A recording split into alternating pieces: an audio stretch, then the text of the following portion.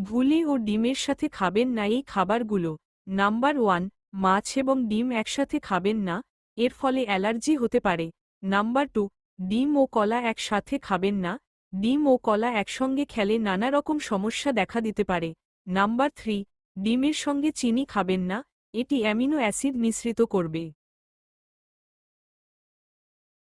গর্ভাবস্থায় খেজুর খাওয়ার উপকারিতা। নাম্বার 1, প্রসবের সময় কমায় এবং প্রসব সহজ করে। নাম্বার 2, প্রোস্টাগ্ল্যান্ডিন উৎপাদন বাড়িয়ে প্রসব সহজ করে। নাম্বার 3, প্রসব পরবর্তী রক্তপাত কমায়। নাম্বার 4, শর্করা ও কার্বোহাইড্রেট ক্লান্তি দূর করে।